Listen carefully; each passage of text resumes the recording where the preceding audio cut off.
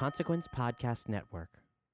This episode brought to you by the following patrons: Amy, Dylan, Matt, Awesome Possum Blossom, William, Brandon, Scott, Tristan, Kate, Sasha, Isaac, Ori, Karoon, Eddie, and Chris. But this week, it's also brought to you by our You Can Get It level patrons, and they are Maggie Moo, Juan, Xavier, Jenny, Ashley, Richie, Shannon, Megan, Daisy, Keep Up the Good Work, Mandy, Nicole, Elisa, Jennifer, and Victoria. So thank you all so much. And as always, the episode is also brought to you by the Burn It Down level patron Chris, who wants you all to know that you are loved, you are listened to, and you are a valued member of this awesome community. And if you want to hang out with Chris and the rest of the community on the daily, join the Facebook group or even the Discord server that we set up. Chris is in there talking pretty much every day, all day, as are a lot of other Horror Virgin family members. I need a sound-based laugh line. Okay.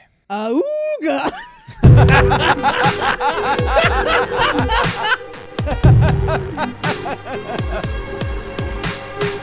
I was going to make it relate to the movie, but I just want to stay with that. Thank you for tuning into Horror Virgin. I'm Paige. I'm Mikey. And I'm your Horror Virgin Todd, which means I don't like watching scary movies, but you guys make me watch them.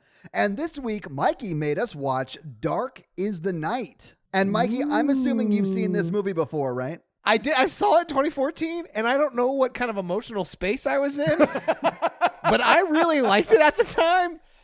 Watched it last night. I'm going to say in 2020, this movie is not a really uplifting movie for me. Oh, I thought you were about to say that you didn't like it. And I was like, it's not a bad movie. Not uplifting at all. I think it's a good example of you can do a lot of good things with a low budget. Because I felt like there was good character development, and I liked the creature. Because why I like this movie was like Winter Jaws kind of feels like. Winter Jaws is a very good description because you rarely see the monster until the very end. Then you see it a lot, and it sort of takes away the scariness of it. Yeah, yes, I think you 100%. see it too much. Yeah, I personally, the movie starts to fall apart for me in the third act, where literally up till the third act, I'm like, this movie is fucking great. You did like it. I was so nervous. No, I really liked this movie until the third act. Yes. And there was a part of me that I was like, if I was rewriting this, I would have you never see the monster. Like, I know that's crazy, but to have them just standing over it like, what is it? I don't know, but there's tracks for 3 more. Like that, you know, where it's like, you don't know. And the third act where you really start to get a lot more FaceTime with like parts of the monster and get an idea of what it looks like, then I really started to have problems with the movie because the scale of the monster didn't seem to make sense because like it can fit in the house. It's like the size of a person, but the things that it's doing are akin to something much larger. Like, how can it take a horse? Yeah, and then you find out that there's more than one, potentially. But then at that point, you've seen it, and it just looks like an evil turtle without its shell. Okay, hot take. They could have done a lot better if they used practical effects instead of CGI, probably for the same budget. So here's the thing. I think it is practical effects all the way up until you see it full body. Right. And I think they could have just gone full practical, and I think I would have liked it better. Same. I think it would have been more scary had they done that. But this was that early 2000s, 2010s where it's like, CGI, we got it. And they don't got it. They don't got it. And to be honest, the thing that was making this movie so great for me for the first 2 acts was because they weren't trying to do CGI. They were doing a piece here and there of practical, and then like the few times that they did use CGI in the first 2 acts are very sparing, and it's just like a glimpse of something through the trees. So it's not enough to distract you by it not being perfect. Yeah. And I love a good creature flick, and I just don't feel like there's enough of them. Same. I think that there's a lot of things that this movie does well. I think overall the pacing of this movie is great, with the exception of the second act has some kind of rehashing of kind of scenes that we've seen before, and I think it's kind of trying to pad time a little bit. But overall, the pace of this movie is great. It clocks in at just over an hour and a half, and I think that's the perfect length for it. It doesn't try to be anything it's not. I remember liking it a lot, and then I didn't remember until I watched it last night that I didn't super enjoy the ending because you see the creature that much, and I don't super enjoy what happens at the very, very end, because I feel like a lot of movies be like that gotcha moment at the end. I've talked about that before. I don't like it either, Mikey. In horror movies. I did find this movie pretty scary for the first hour, 10 minutes, though. Yeah, absolutely. I'm real looking forward to what you think, Todd, because I was like, this is kind of a controversial pick because it's kind of like no one's seen this movie. I don't feel like. Yeah. Well, and the one thing I will say, because you know me, I'm not normally a jump scare person. It just doesn't really bug me. Most of the ones in this movie got me, and I think it's because they're all earned. Yeah, I think none so, of them too. are cheap. They all work in the plot. It's all a natural progression. Yeah. It's not just jump scare for jump scare's sake. It is a true accurate jump scare within the story, and I think that's what makes it more effective. And it's not just like music cues that are scary. Like every sound that makes you jump, it's the monster, or it's something that can be accounted for. It's not just like music stingers that like come out of nowhere for no reason. I hate that so much. Fuck you, The Nun. But like there's so many like really good, effective, scary, tense moments in this. And then once you see the creature more, it's not as scary. And it's just more, I mean, if you can kill it with a knife, like what are we doing here? But like if it can bleed, it can die. Yeah. if I learned anything from Predator. This is basically Snow Predator is what it is. It's Snow Predator. Well, okay. Todd, did you like it? I wouldn't ever watch this movie again. I am really impressed with what they did with what I'm assuming was an $8 budget. But yes. I mean, yes, agreed. yeah, compared to other movies that we've done that have like millions and millions of dollars, I bet this is probably close to $1 million, but probably not over it. And other than the cinematography that is garbage in this movie. It is garbage cinematography in this movie. I wanted you to both watch it because I wanted you to be like, this is why I get frustrated with horror movies, because I was like, I know people can make a decent movie with a small budget. And I know there's a couple, but like, the main actor in this, I forget his name. Kevin Durant. I love him. And like he acts like he is like into the, you can tell he's like into this role. He does great in it the whole time. And this is back to the cinematography. And I do think some of that's probably budgetary as well. Me too. The whole time I was watching this movie, I just kept thinking, this germ of an idea, this script, and this is mostly in the first 2 acts. The last act, rewrites needed. But like the first 2, I kept thinking, I'm like, what if we handed this to Jordan Peele or Ari Aster? Yes. What would we get? Like, what amazing creature feature would we get? Honestly, John Krasinski should have got this. Ooh, that's a good idea. Yeah, because he did A Quiet Place. Like he's good at creature features. We know he is. That's true. I mean, but this true. is kind of like Quiet Place tone. I mean, not tone, but like it kind of feels like it. I could see. I love Quiet Place. Not to harp on the cinematography, the only thing that I didn't like about the cinematography, because when some people think cinematography, they think just the way the shots look. I sort of thought that was fine. In fact, there's one really cool shot when he's looking at the deer in the road, and he's just illuminated by his 2 headlights and nothing else. Like, that's a cool shot, but everything is either blue or green in this movie. Like, it's so tinted, blue or green, that like houses look lavender. They don't look white or whatever they're supposed to look like. And that just bothers me because I'm a video editor for a living. So like, well, y'all don't know this, but this is actually a horror movie that was made inside the Matrix. I was like, I get that he's sad and it's cold outside, but you don't have to make everything blue tinted for me to like feel that way, right? Like him almost crying the whole film had me at like, okay, this guy's sad. I didn't need the whole world to be blue as well. Yeah, blood and bleed out of bly. I get it. Yeah, I'm almost wondering, like, I know we're chalking this up to cinematography, but I'm actually wondering if that was editing and not cinematography, and the color corrector just went wild.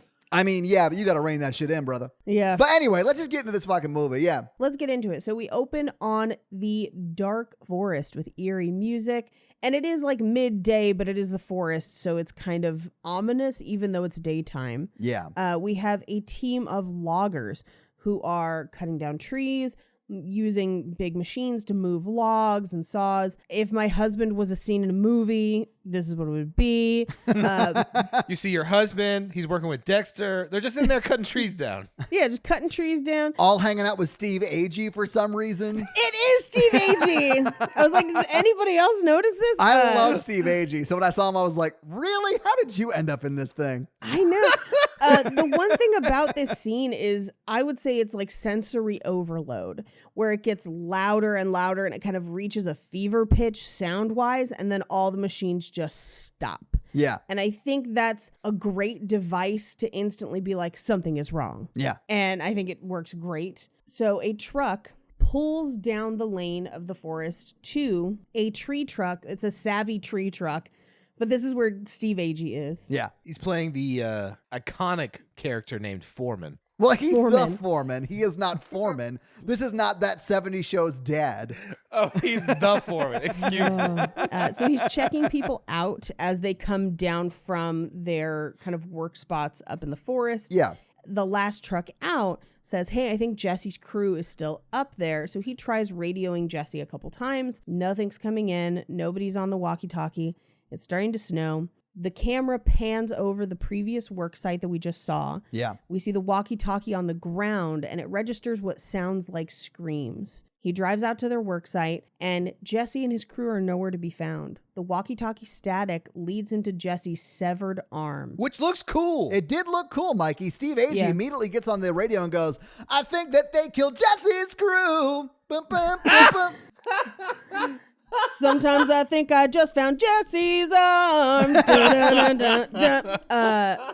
This is really making me laugh a lot, so you guys did just sing Blood drips from above, and he looks up to find the rest of Jesse's body in the tree. Yeah. And there's some gruesome effects in this movie, and they all look like pretty high value. They look a lot better than the creature. Yeah. Like you see some mangled bodies in this film, and they all look real good. They're all practical. That's Yeah. the thing. It's like all the practical effects in this movie are fucking fantastic. And I think the practical creature looks cool. yeah. Well, yeah. I mean, maybe it's because you don't really see it. Like all you Well, see you see are like the hooves. lower half Yeah, looks yeah, practical. exactly. Which is probably upper just half. some, yeah, which is probably just some like extra wearing hooves. Right, some but guy I'm wearing on boots, board yeah. for it. Yeah. When we get to Act 3 and we see the hooved creature walking upstairs, I was like, I'm fucking done. No, then it turns into like a sci-fi movie, and I'm just like, oh no, like the Sci-Fi Channel movie. Yeah, Excuse like me. that level. So Steve Agee takes off and runs into the car, runs back to the car to drive away. Yeah.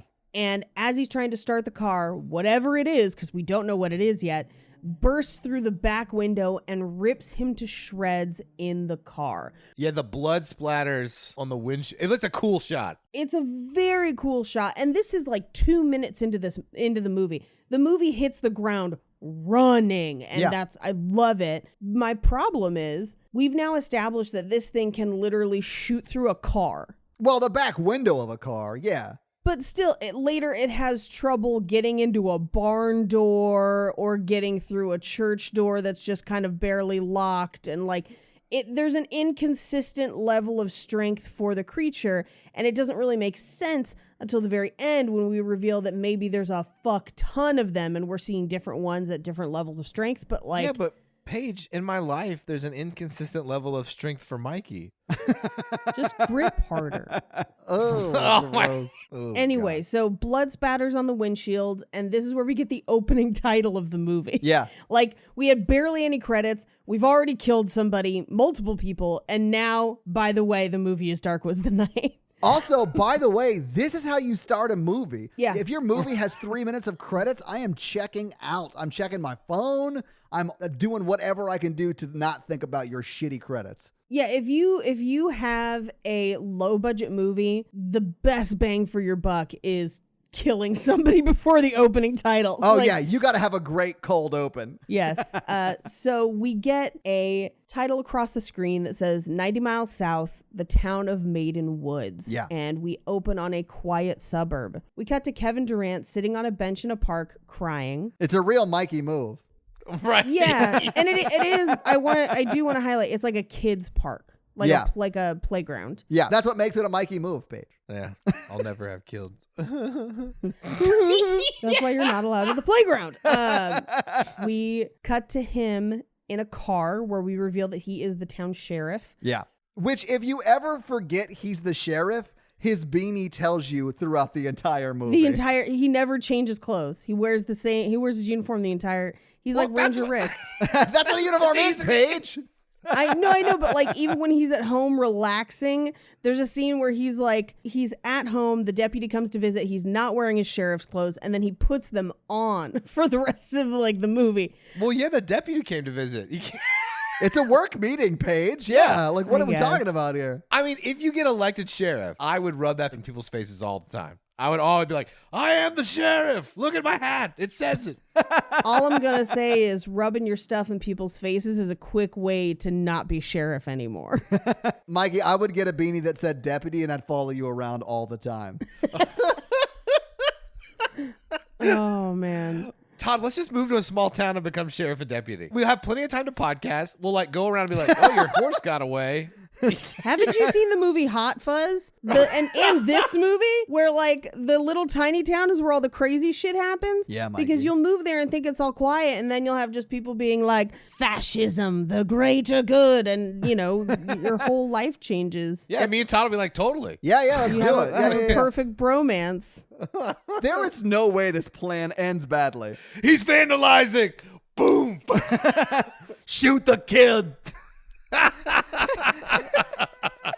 This kid's truant, so like I handcuff him to the school. I realize now that Mikey is just trying to rope me into his let's go to a small town and beat up children plan. And I think I don't want to be a part of this anymore. We'll go to like the little diner and like eat, breakfast. That's what like sheriffs and deputies do all the time. That sounds great. Although I am afraid that every winter you'll start every conversation with shoot all Santas on sight. Oh my God. So guys, if you live in a small town and you want Mikey and I to be your sheriff, write our names in on the next election. There you go. I'll move there. If the pay's right, I'll move there. If the pay See what is right, happens. I'll move there. The pay is not right. Yeah. I'll tell you right fucking now. So they drive out to look at a farm or to talk with somebody at a farm where they find out that there's a horse missing, but there's no tracks and there's no sign of like a trailer. There's no sign of a broken fence or anything. And so they basically are like, I mean, maybe it ran away. Maybe you left the gate open. I don't know. Because it seems odd that someone would go to all the trouble to steal a horse, especially just one horse, without like planning. Yeah, the guy has 23 horses. Yeah. If you're going to steal one, why not steal like 4 or like 23, Yeah, exactly. And they say like it would take at least 2 men in a trailer unless they rode off on the horse. But this is a horse you've trained. So like not going to happen probably. And he tells them that he's missing number 88. And they say that I'll keep an eye out. And he says, if I lose another one, we'll have a real problem. So they start to head out, and as they do, the deputy notices that the horse farmer guy has a good looking daughter, and the sheriff says he shot at the last guy she dated. I like the deputy and like these two actors, Kevin Durant and Lucas Haas. They're like character actors. They're in a bunch of stuff and they never get their own movie. I know. Yeah. I feel the same way. I love that they sort of got their own movie. It's a shame that it's this low budget because I don't feel like their acting makes it seem low budget. I feel like they're great. No. Yeah. Yeah. Their acting is like on par. Yeah. And then like also I love their relationship in this movie. Yeah. I don't feel like there's any real bad acting in this movie. Me either. Nothing noticeable. No. You know? Except for the creature. The creature. It all comes down to Act 3 when we finally see the creature, and that's where it starts to fall apart. Yeah, at the end of the movie, the creature looks right down the barrel of the camera, breaking the fourth wall. Like, what are we doing? Yeah, and again, snapping turtle without a shell. Yes, it is. The creature looks like something I would kill in a video game on Nintendo 64. Yes, Mikey, what you're talking about is the villain from Secret of the Ooze, the Ninja Turtles video game. This looks, spoiler alert, the villain in this looks like the ultimate gremlin. Like if Brainy Gremlin was like, I just want to move to the suburbs and chill out and settle down. That's this guy. I compare it to, just because it came out, Aliens is at least like almost 20 years before this. Mm-hmm. And when you look at, or I guess not Aliens, Alien, I feel like the original Alien is a damn near perfect creature feature. Oh, yeah. And part of the reason is because for 2 acts, it does the same thing that this movie does for 2 acts. You don't see it. And it's that scary unknown. Yeah. But then the thing that Alien does right, that this movie does very, very wrong, is when you do finally see it, it's still obscured. It's still not as up in your face. And when you finally get kind of a good look at it, it's fucking scary as shit. Yeah. Like, that creature design is unparalleled. And that's what this movie is missing. And if they knew that they couldn't pull off Alien, they shouldn't have tried. You should have never seen it. It should have still just stayed hidden. I agree. Yeah. So we cut to a kid at home playing piano. He says, "Dad's here," and runs for the front door. It's the sheriff, and the kid rushes out to hug him and his deputy. And this is where we find out that the sheriff and his, I believe, our wife are separated. They're not divorced. Yeah, they're like estranged because of what happened. I like Kevin Durant in this movie because he's always like, he just talks like he's like chewing gravel and he's like really sad all the time. So he's like, I'm here to pick up the kid. Well, the one thing that I really like about this movie, which I think is probably more a romancing the pod discussion, is that I really like that even though they are separated, they are respectful and kind and care about each other. I think a lot of movies get the chance to like, this is a place for conflict and we can make them fight and argue and whatever because they're separated. And this movie truly presents them as like respectful co-parents who are working shit out. Yeah. And I kind of love it. I actually think this movie does like a really accurate representation of grief in a way that a lot of films don't. And their separation isn't because they like don't like each other. It's well, I mean, I don't want to spoil it till we get there, but yeah.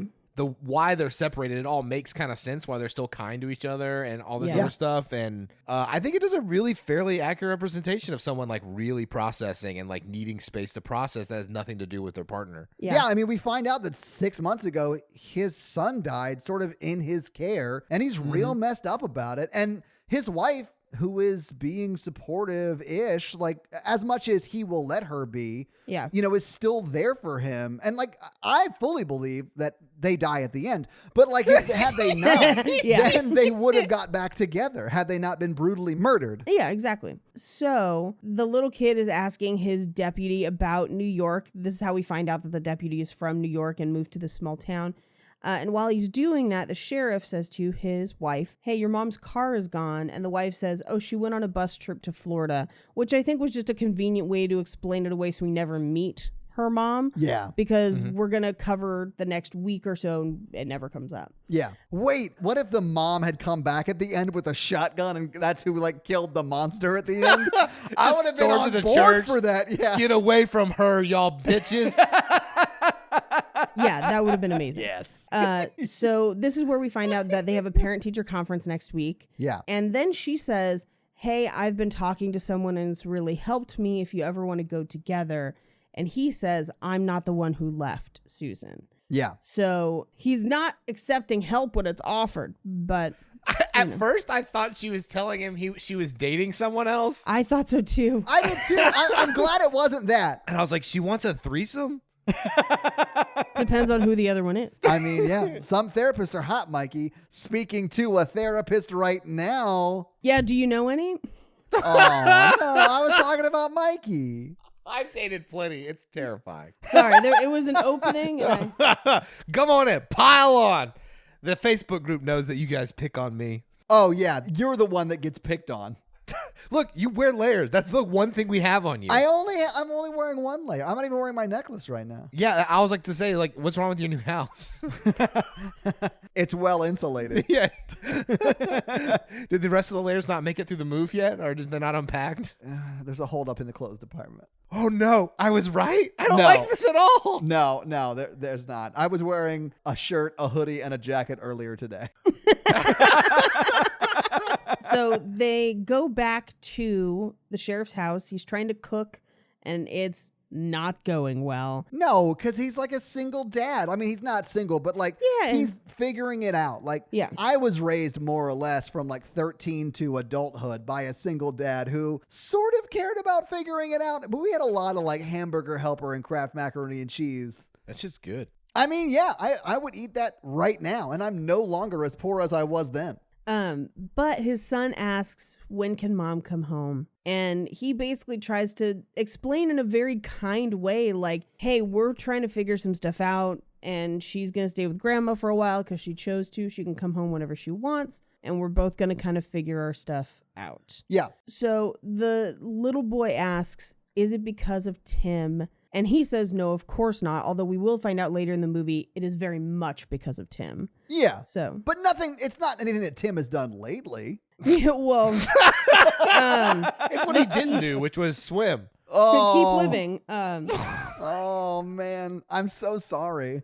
We don't know at this point in the movie because they haven't said it, but we will find out later that Tim was their other son. Yeah. Who passed away very, very tragically in what I would say is a horrible accident. Yeah. Terrible accident. I don't even think it was negligence. And the movie really tries to hammer home that, like, he blames himself, but he really shouldn't. I think so, Yes. too. I don't think he should blame himself. The wife Yeah. later on lays it out to the deputy. He blames himself, thinks he doesn't deserve anything good. That's why he doesn't want to be with me and the other kid all the Yeah. time, because he doesn't think he deserves us, because he thinks he let Tim down. But like, why did she leave if he's feeling? Wouldn't he leave? Like, I don't That's deserve what this. You take confused the me, house. Mikey. That was my only question. Who knows? I wonder if maybe this was her being like, because we don't know where his family is. We don't know anything of it. It could very well be her being like, my grandma, my mom's in town. I'm going to go stay with her so you have some space Yeah. to figure shit out. That's kind of what I thought it was. But we find out later that Tim was in a kiddie pool, like a plastic kiddie pool, and slipped and hit his head and then subsequently drowned. Yeah. But it literally, that could happen so fast. Yeah, and he was like 9. He wasn't like young. He was like Yeah. older. He was at least not quite the same age as the kid Adam in this movie. He's a little younger because we see pictures of him. Yeah. But he's not a toddler. He's like a kid. Yeah, I would say at least Right. he's 6. Yeah, I would say 5 or 6. Yeah. He's like kindergarten or preschool right there. Okay, kindergarten or preschool is 4. Okay, so he's like second grade. He's like going to school every day and like he's like learned math. No, he hasn't been in school. The pictures they have of him are him as like a child. And they don't have any info about him at school. I, in my mind, put him at like 4 or 5.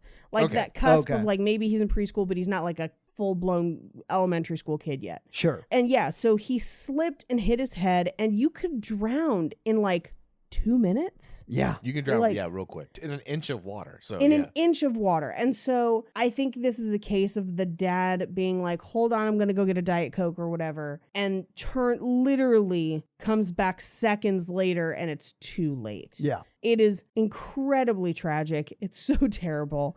But that's who Tim is. And so that's kind of the crux of the problem in their relationship. And this movie goes on to basically examine his process of grief in a monster movie, where Yeah. essentially his, I would say, self-actualization and realizing that he deserves the good things he has and it was a horrible accident and he shouldn't blame himself, is tied to him defending the group of people he is in charge of.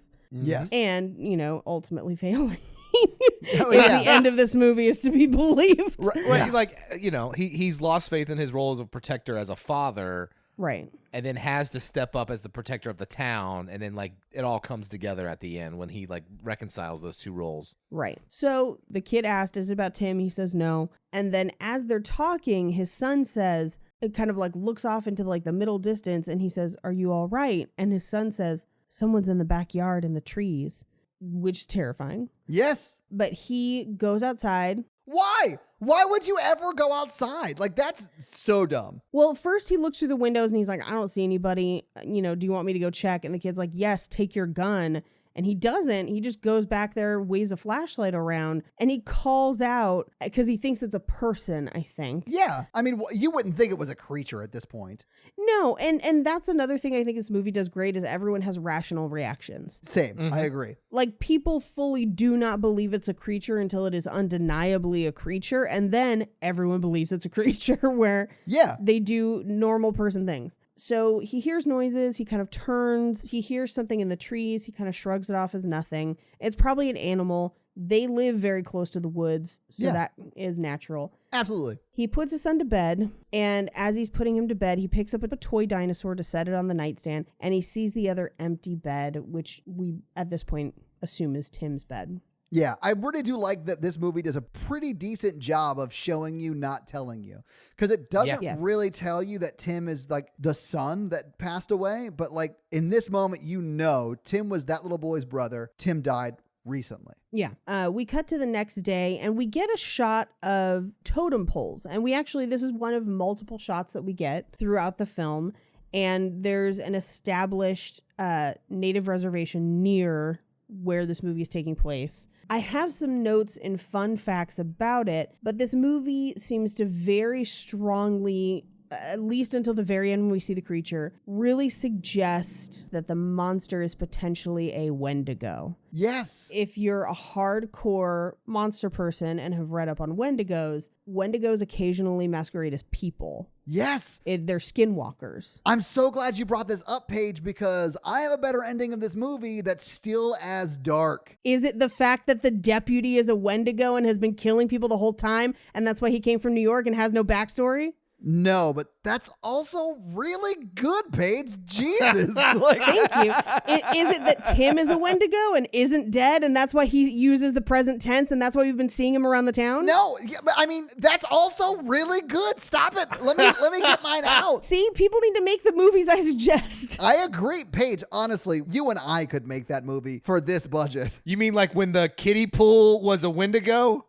No, Mikey, stop trying. Mikey, no. I legit thought because of that Wendigo Google search and like that's what it was like planting in your mind that this was. Well, and Wendigos are specifically an indigenous monster. Yeah, I thought that at the end when Kevin Durant comes back and hugs his wife that he was going to turn into a monster and kill that room full of people. Oh, because he'd been scratched. Well, because he was actually a Wendigo because the monster had killed Kevin upstairs and then came downstairs as Kevin and then killed all of them. And then that's the end of the movie. I feel like you'd have to lay a lot more groundwork for that, where we would have had to have had other people turn so that we could know that that was possible. Sure. Because what you're describing is like domestic The Thing.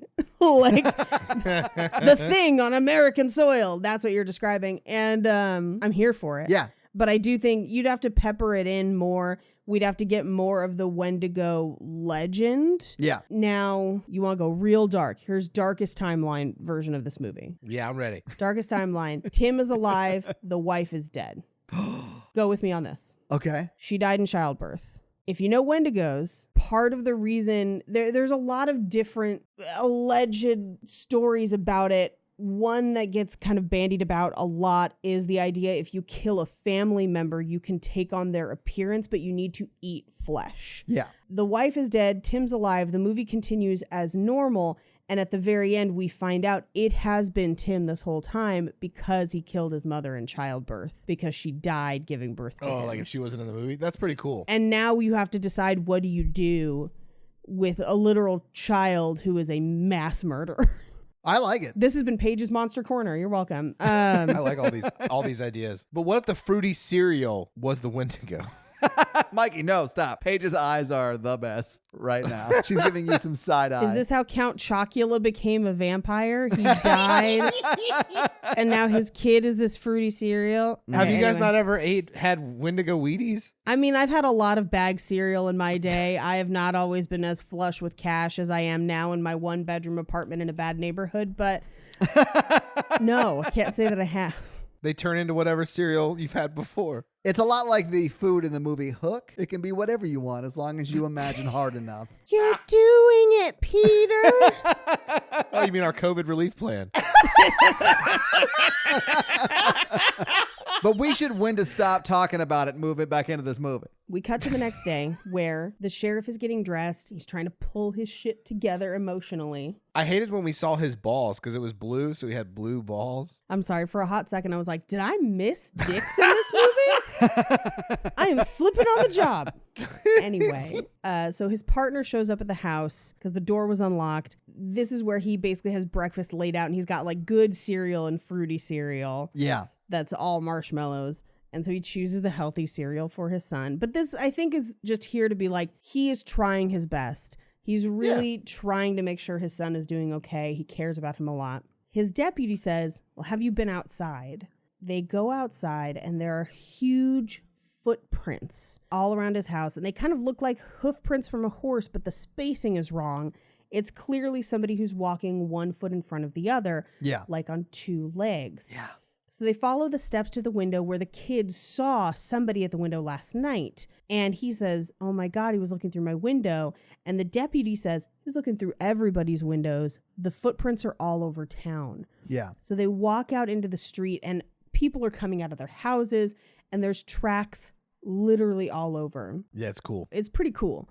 So they follow the tracks, they end in the woods, and they think maybe it's an injured animal, maybe it's kids playing a prank. So they follow the tracks into the woods, and they find claw marks on the tree next to the hooves, and the footprints disappear. They cut back to the police station, and they're on the phone where he's calling the forest rangers to try and get an idea of what animal this could be. The deputy's on the phone with multiple people reporting like sightings and footprints, and people are spooked, which is exactly what would happen if this happened in a town. People would be like, oh my God. It would scare the shit out of people. I'd be like, Deputy Todd, get these people out of here. I would be the worst deputy ever because I'd be like, no, I can't go into the woods at night. I'm sorry, I can't do it. Todd, we're obviously not going out at night to fight crime. It's too scary. What are we, Batman and Robin? Todd, if there's a Darkness concert in the woods, we all know that you're going. Listen, I would go to see the Darkness anywhere. I've seen them twice, and they're from the UK. Like, yeah. We trying to tie this up because like you want to say that you went to the UK? Is this where we're going? No, I saw them both in Nashville, Mikey. Stop trying to high road me. And it was packed. People were all touching you. That's my go-to karaoke song. Touching me. Touching you. God, you touching me. So on the phone, they find out that the forest department has never heard of an animal that can walk that far on its hind legs. Except for humans, and this is clearly not human. But people are getting panicky. Essentially, the sheriff is like, don't let it get to you. Whoever is playing this prank on us wants us to be scared. I think it's going to blow over, and he has the deputy finish the paperwork. As he walks out of the station, the local pastor approaches him and is like, hey, weird, everyone's missing their pets, which is like fucking terrifying. And he's like, yeah, it's odd that animals are running away on the same night that we've got these footprints. But also, I haven't seen you in church, and I know you're sad, but like, where you at? I thought it was a weird time to try and like bring someone back into the faith. I think what he's attempting to do is just to like, hey, we're here for you. I know you're mourning and we're here for you. Yeah. But it does seem like a bit of a hard sell where it's like, give him some space, man. Yeah. Yeah, he does okay, you think, but then it kind of it goes into the uncouth and he goes back and forth. And you could just, I was annoyed for the sheriff. And you could tell he was annoyed. And it seems off topic. Like he's like, all the pets are missing. I've seen your wife at church a lot. And it's okay to mourn around people. And I'd be like, okay, we've crossed the line. What about those missing dogs again? I'd so much rather hear about everyone losing their pets than I would have this conversation with you. See, if I was sheriff, I'd be like, it's talk like that made your dog go missing. Maybe your dog got sick of you asking him why he wasn't at church. I'd be like, you better stop talking like that or maybe you'll go missing. No. Read the beanie. It says sheriff. Look at my hat. So as his partner is sitting at the desk filling things out and finishing the paperwork, he finds photos of a young boy, and this we assume is Tim. Yeah. And he looks about 4, I would say, in those photos. He also doesn't look very stable. Like he might slip on any surface. Fun fact, he didn't slip. Mikey just like haymakered him. This is all Mikey's fault. I'm a Wendigo. You're a Wendigo to prison for punching all those kids. I know. Well, I was trying to read, and he was in that pool making a lot of noise. This is getting dark. He kept trying to do cannonballs, and I'm trying to sunbathe. So I got a minivan, piled him and all his friends inside, and drove it into a lake. Is this the comedy that you're after? The answer was school bus. I drove a school bus. It was a school bus into a lake, but now at least the voices have stopped. But they're not like voices in my head. It was like the children's voices. They were in a choir. They were too damn loud. Oh, wow. This is what we've come to. Cut all that. Oh, yeah. That's where I am in my life. So I like those jokes, but definitely cut that. I don't think anyone else is ready for that. Anyway, so We cut to the grocery store, and we establish in the next couple scenes that this is a very small town, and so everyone knows the sheriff. Yeah, there's only 200 and something people in this town. I mean, by the end of it, there's 12, and they're all at the church, apparently. Actually, by the end of it, there's 0. Like, I think we're forgetting. Yeah, that's fair. Everyone dies at this movie, yeah. But everyone in the grocery store, it's kind of like a grocery store / liquor store, because we go back there a couple times, is kind of talking about it. We find out that one guy, Jimmy, whose dad, Earl, owns the bar, we establish later. His dad has some crazy ideas, stories that Grandpa used to tell me about something living in those woods. This is kind of the first introduction we get of it is something the indigenous people know about that the white people don't. Yes, because when the white settlers came here, they didn't respect the land or the spirits. And it robbed them of their lives for it. You know, the first Thanksgiving. Yeah. That's how we get Thanksgiving, baby. And that's why we serve pumpkin pie. The cranberry sauce represents the blood. Oh, God. Anyway, he asks them, why aren't you out there hunting it down? What if it comes back? And he still, at this point, is like, there is no it. This is somebody clearly playing a prank on us. This is like crop circles, basically. And he says, the forest department said this morning that there's no animal that could have done that. And they're like, well, have you heard the ghost stories? And he's like, yeah. And they're like, how about that new deputy? And he's like, don't worry about him. I got the impression that Jimmy had tried to be the deputy and wasn't. Well, Jimmy's a dick. Yeah, but I think that's why. And I don't think that's in the movie at all, but just there's a lot of interactions that are like, how about that new deputy? And it's like, why do you care, man? It's an elected official. Like, what are you talking about? He's like the town dick, like for no reason. We don't get his backstory. You know, I really wish Timmy didn't set up that child's pool on an Indian burial ground. This whole town is an Indian burial ground. Well, it is now. See, that's why it is Tim. Tim is the monster because people do not come back the same. So he comes out of the grocery store and a car pulls up, and in it is Earl, who we later find out is Jimmy's father. And Earl says, hey, have you been in the woods recently? And he's like, yeah, I was there this morning. What? And he's like, well, it's deer season, and I haven't seen any deer for 5 miles. Animals have just up and vanished. And he says it's hard to say what would cause it, but probably something that's a threat. Which also eerie as shit. Yes. Like, this was a great plot point that I was just like, ooh. Yeah. Well, and also that's coupled with like all the pets running away. Like that's very scary. So like both domesticated and wild animals have just noped out of town. Yeah. There's something going on in them woods. Out in them woods. And it's up to me and Sheriff Mikey to figure out what's up.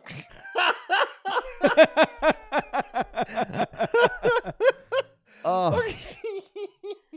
There's got to be a better place to hide than the church. There is. Like the bank. They could have gotten to the bank vault. I'll talk about the church in a sec. Well, this is why your police station shouldn't be just like a plywood shack without any posters on the walls. Wait, posters are the problem? The police station's a plywood shack, and you're like, needs more posters. Well, it was literally like they worked in like a... I know your walls are made of MDF and no paint and barely standing like a lean-to, but you know what you could need? A kitten saying, hang in there. Like, that's what's going to change. Also, on this wall, have you thought about having that giant poster that tells you how much minimum wage is and what days you're entitled to have off, including days for voting? It would really, really... just brighten the whole place up. Where's your OSHA posters? Where are your OSHA posters? If they had jail cells, they could have hidden them. We established that this thing can shake buildings and it has arms. So I'm going to think that a jail cell is just like, oh, great. They packed my food up for me like a doggy bag. I think it's a better place to hide than the church basement. I mean, don't get me wrong. Church basement's a terrible place to hide. But I mean, if you're not 2 teens making out instead of going to youth group, there's no reason to hide in a church basement. Oh, yeah. Man, you're bringing me back. That brings back some hard memories for me to deal with right there. Hard indeed. Some of my first hard memories. Dark was the night. Oh, man.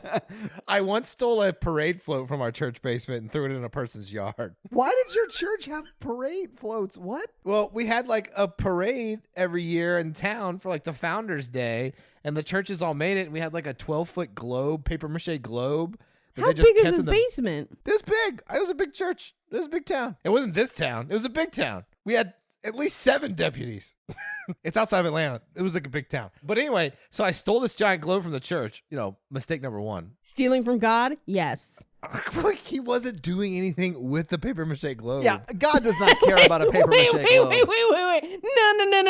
No. You think it's okay for you to steal the parade float from the church because, quote, well, God wasn't doing anything with it? I believe in a God who's funny. And I put that globe in the bed of my Ford Ranger and drove it to this dude's house and like propped it up in his yard. Mainly because, you know, if you roll a yard, whatever, people know what's up. But what if you wake up and there's just a giant fucking globe in your yard made out of paper mache? What do you do? Ask a fuck ton of questions. That's what. Here's where it gets good. The guy keeps trying to dispose of it in different places around town, and we would find it and move it back to his yard. This went on for like weeks. So what you're saying is God did use it. Mikey, I think what you're overlooking is that God used that globe through you. Yeah. Yeah. It was a stupid prank. Stupid high school prank. Harmless fun. No harm, no foul. You say no harm, no foul, but I'm going to remind you that God so loved the world that he gave it to that guy's guy's yard. Using you as a vehicle for it. Yeah. No, he literally just used my vehicle. Honestly, Mikey, I do think that any God worth worshiping is funny. Right?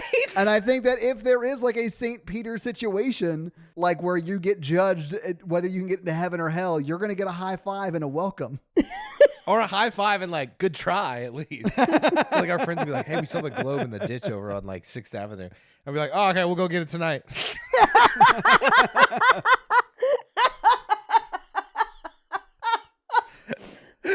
And like one time, it was like we found a hot water heater that was also abandoned, so we like set up the hot water heater and put the globe on top of it. So it's like a real globe. That guy hated us probably. Oh man. So the sheriff drives over to his wife's house and she says, I took him to the park today and a lot of kids are talking about the footsteps.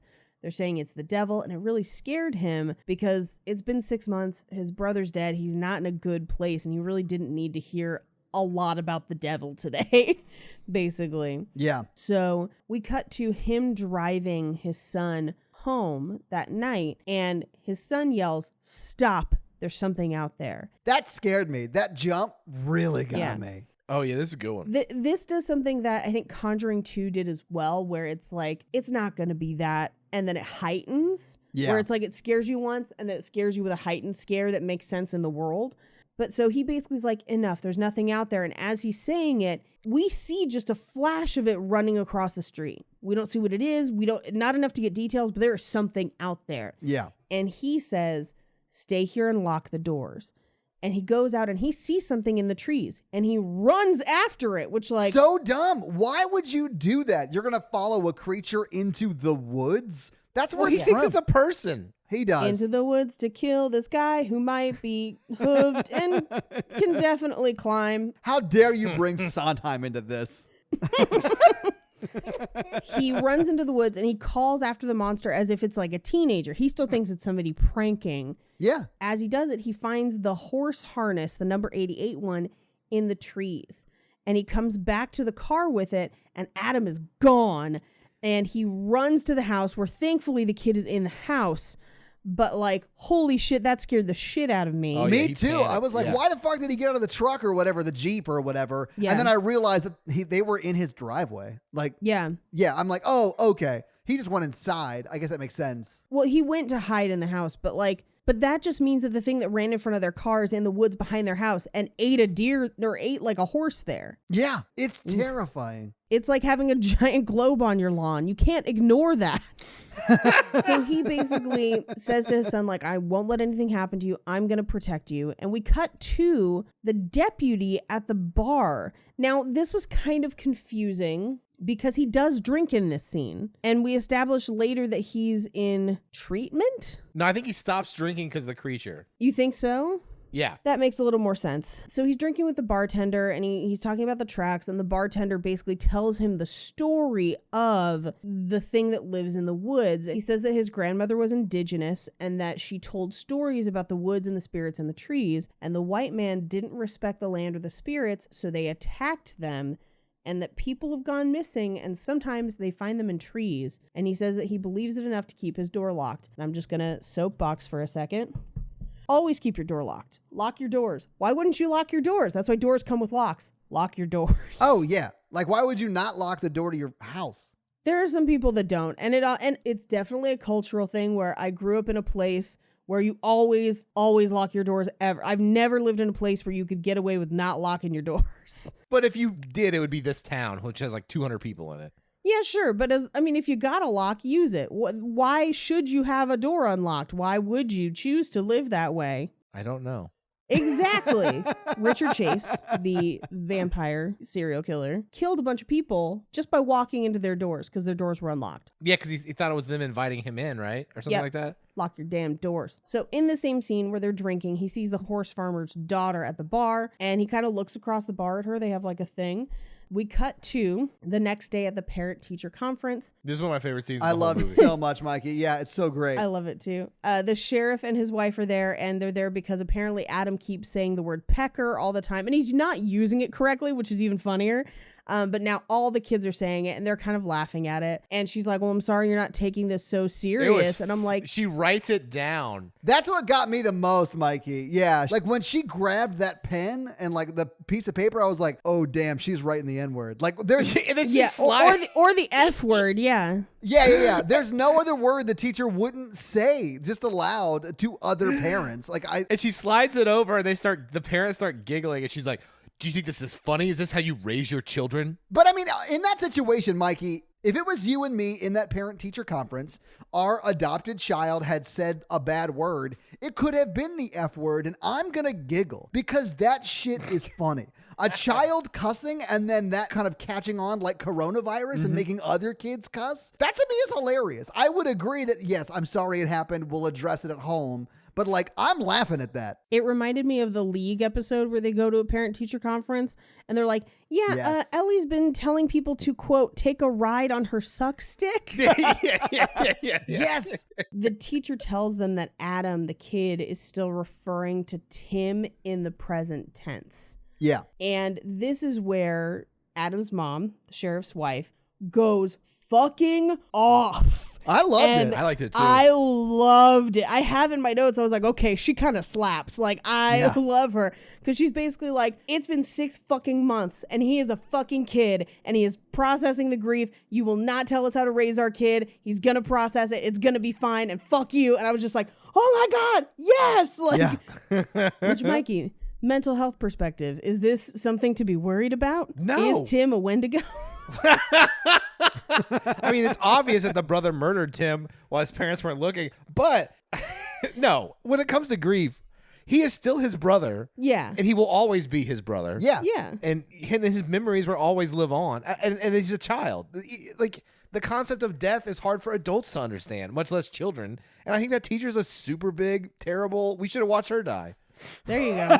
She's the Wendigo. And I mean, I think you're onto something with maybe Adam killed Tim, because we did find pineapple in Tim's stomach, and then the note that they left at the crime scene for Tim was written in the mom's handwriting. But then also it feels like maybe Adam on accident caused some blunt force trauma, and the parents are like, we've already lost one child, we've got to cover it up, so we're gonna hide it. But then maybe it wasn't dead, so then they had to like garrote Tim.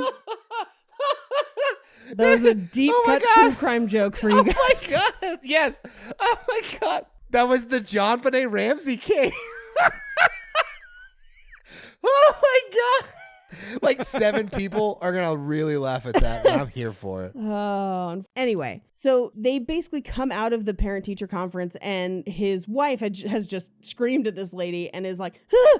And then starts crying, and they like hug, and it's a very kind of like sweet, like, yeah, we care about our kid and it's going to be okay. He gets into his car and he's driving home and he stops at the graveyard and he looks across to the church where his deputy sees him, and it looks like the deputy's coming out of what looks like a 12-step meeting is what it appeared like, because it's the middle of the week at a church. Oh. It is a 12-step meeting, and you see when they walk through the basement, the chairs are in that circle. In like the circle. AA, yeah, the AA circle, yeah. That was my confusion. I think he just goes to bars to pick up on local chicks. And when he's there, he does what I do when I go to bars to like hang out and have a good time. I'll get like a Diet Coke and they'll put like a lime on it so it looks like I'm drinking. No, in that first scene, he has like 3 whiskeys. I guess that's true. Yeah, he drinks them, but later, every time we see him in the bar, later he has water. Yeah. So like, I do think later on, yes, that's his place, because he doesn't know anybody in town, and I think that's his place to like get to know people. Yeah. But in that first scene, it does look like he's drinking, and maybe they just pour them and he doesn't drink them, but it looked like he was drinking. Anyway, they get out of the car, and he says, "Do you hear that?" And they look up, and it's like a Hitchcockian level bird flock. Yes. Like so many birds, the most birds. That is clearly like a green screen panel of sorts, but like birds, tons of birds, so much surveillance over all the drones. Birds aren't real, Mikey. That's what she said. Yeah, they're not real. I know that.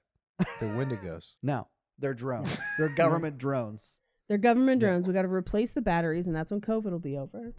Did I mention they were designed by Satan? This is a silly episode, and I love it. Anyway, they stop at a diner for lunch. And they're basically just like, the fuck was up with those birds, man? I haven't seen shit like that ever. And then the other one was like, you haven't seen Alfred Hitchcock's The Birds? I'm not very well versed in older cinema. But what are you, Mikey? That's how you know he's a Wendigo. This is a conversation you and I would have had, Mikey, in this. Right. Oh, for sure. Yeah. I mean, I would have been like, I don't give a shit. I'm getting 2 waffles. What do I look like, an ornithologist or whatever they call bird people? Ornithologist. Okay, hear me out. This is my overall general bird theory. Flightless birds, good. Birds that can fly, evil. Yes, absolutely. Penguins, always dressed fancy. Crows carry disease. There is one clear winner in this fight. Chickens, delicious. Vultures, terrible. Wait, have you eaten a vulture? What, have you not? I mean, I did it once, but only to prove to them that I am the alpha. And I picked its bones clean. Birds of a feather do flock together. Especially in this movie where they talk about how all the wildlife is leaving and the birds were actually flying the wrong way. Yeah, because they were flying north, not south, or vice versa, whatever. Right. I think if you're a bird, the only wrong way to fly is to the ground. Down. Yeah. Straight. Like, it's not my job to tell birds where to go in the sky as long as they're not dive bombing into their deaths. And Mikey, of course, it's not your job to make sure birds fly in the right direction. That is the job of the Air Force drone squad that's stationed just outside Las Vegas. Yeah. I mean, look, guys, it's online. Just do some research. Yeah, they're the ones triangulating the patterns. It's not your job, but if you pick one up, check it for batteries. Yeah. Anyway, so at this point, the deputy says, well, what about these stories that I've heard? And the sheriff says, stories are just stories. And the deputy says, but what if they're not? What if there's something wrong? All the stories sounded a lot like what's been going on. And the sheriff is like, let me guess. They told you about the missing boy in the tree? That boy was murdered and no one wants to admit it. Bad things happen because people let them happen. Someone's always responsible, which is a brutal way of thinking if you're somebody who lost a child 6 months ago. Like, this is him stone cold blaming himself. Yes, I do like that, though, because it does give you some insight into why he's so messed up right now. Yeah. We're intercutting between his house and his wife's house, yeah, where he's got files on his desk that he's looking through. And it looks like one of them might actually be a file on Tim, like a life insurance policy. Mm-hmm. And then we cut over to his wife's house, where Donnie is fixing his wife's car. And this is where she tells him what happened to Tim and why he's so upset, essentially. We cut back to him looking at the files, and he sees his dead son running through the halls with a superhero cape. This is where I think he's like 5 or 6, because that's about as old as that kid looks. That's fair. But they get a call, and they immediately head out to the horse farm, where the guy from the beginning of the movie has a gun and he's freaking out because he thinks something is still bothering the horses. And he says that he saw something beating on the side of the barn last night at 3 a.m. So tonight he's ready for them. And the sheriff kind of disarms him like, hey, put the gun away. If you hear anything banging on the barn, you call me at home. But it's not that big of a deal. And as he's trying to calm him down, the light on the front of the barn explodes and they are in darkness. And we hear screeches of whatever it is in the wood. Mm-hmm. This got me as a jump scare. Yeah, it so scared good. the shit out of me too, Paige. He takes his gun. He heads out. He tells the deputy to keep watch on the horse guy. And he runs out to the barn. And there is banging on the sides of the barn. The light is on the ground. There's tracks, which are the same kind of hoof tracks. And then he sees something skitter out through the bales of hay. And it's too dark to see what it is. So he says that they'll come back in the morning. And the next day, they inspect the side of the barn where there's claw marks all down the wall and mud tracks like before. And this is where the horse farmer says, well, I shoed all the horses last week. These don't have any shoes on them. And also, my horses don't have 3 toes. Right. It's not a horse print. It's kind of divided a little strange. Yeah. So we cut to back at the sheriff's house. He's doing a Google search and he finds an article called The Devil's Footprints because he's looking for 3-toed animals. And then we get a flash of Wendigo and Wendiga entries, which are the same monster, just different names for different tribes in different parts of the country. Yeah. We also get a report that a storm is making its way into the area, and people even in neighboring counties are kind of baffled by all the wildlife leaving. He drives out to another farm where there are dead cows in the field that have been picked over. He calls another sheriff, one town over, to try and check on what's happening in their town. And then he shows up at the diner where everyone's looking at him, and he goes to sit with his wife and son, and the son is still trying to get them back together. And he's like, do you still love each other? And he says, yes. Sometimes it's just harder than that. As that's happening, the deputy is at the liquor store. He asks for coffee, and she says it's up front by the squirrel, where they have like a taxidermied squirrel in between their coffee machines. This would be my favorite coffee shop. I love it. I thought it was great. Yeah. And he and the horse guy's daughter are kind of chatting it up, having fun. They cut to the sheriff driving up the road where he sees a dead deer in the highway. He radios the deputy and then he gets out to move it, and the deer is literally clawed to shreds. Yeah, this is that shot I thought was actually a really cool shot. Yeah, Yeah. this is a cool scene. Mhm. Yeah. He hears movement in the woods. He scans the woods with his flashlight, and as he does it, whatever it is runs by him in front of the car, and we barely get a glimpse of it. He gets back into the car. Yeah. And he looks up, and the deer is gone. Which I thought was creepy. It is super creepy, Mikey. This scared the shit out of me. And he drives on. As he drives away, we see an animal kind of creep from the side of the road, but it's in shadow. We don't get a full idea of what it is. He gets to the bar where the deputy is there drinking a glass of water. This is where I started taking notes of it. Yeah. He says, let's find somewhere to talk, and pulls him aside and basically says, I think we're thinking about this the wrong way. All the wildlife left. This is an older deer, and the missing horse, we thought they left the gate open, but I don't think they did. And those claw marks that we found on the tree, they match the ones in the deer. And at first I thought it was a prank, but with the stories that you've heard, I think we might be dealing with the unexplained. And the deputy says, well, maybe it's always been here and we're just not noticing it. So why now? I do love that he does say all of that. And with what you're saying, Paige, you would hope that he was in like a small, dark corner away from everyone at this bar. But no, he's just at a table next to a booth where there are people there. But they're whispering. Yeah, but like you could overhear them. Like if you see the one sheriff talking to his one deputy in town quietly, you're going to drop some eaves on that conversation. Yeah, but if we were sheriff and deputy, I would go into a really crowded place and I'd be like, Deputy Todd, I really hate that we think the literal killer clown from It is next door to Mrs. Grady killing kids. Wow. Like, we just make up mean stories for people, like plant rumors, you know? Like, I can't believe I had to murder that creature that almost killed little Timmy. There you go. And Timmy did die, Mikey. Not in our town. Oh, yeah, because we would have saved him. Although I do think it's a little suspicious that the sheriff's son dies and he's cleared of all legal charges. Yeah. Yeah. Think about it. What do you think happened to the last deputy? Why has he got a guilty conscience? Mikey, the deputy was in on it, and that's why he got killed. Oh, my God. The old deputy. That's what I'm He's saying, gone. yeah. He's missing, yeah. The deputy was onto it. He was like, wait, this doesn't really add up. And he's like, you're transferred. Get me a new deputy from New York. Yeah. Maybe we've had this all wrong, and maybe the kid, like Adam, didn't commit blunt force trauma on Tim after Tim ate pineapple, and it really is an outside job. And the deputy climbed through the broken basement window. But that's a theory that not a lot of people ascribe to. These jokes are so dark today. Like, what is wrong with us? We're living through the biggest pandemic in our century. Yeah. So Jimmy from the store earlier is basically talking to the sheriff, and he's like, hey, what are you going to do about this fucking monster business? Everyone around here trusts you, but you can't even protect your own family, which is a big douche. Oh, I like to this because the say. deputy's like, can I hit him? And he says, I'm still thinking about it. Yeah. Can I hit him now? We cut to the next day where a group of hunters is hunting in a clearing in the woods.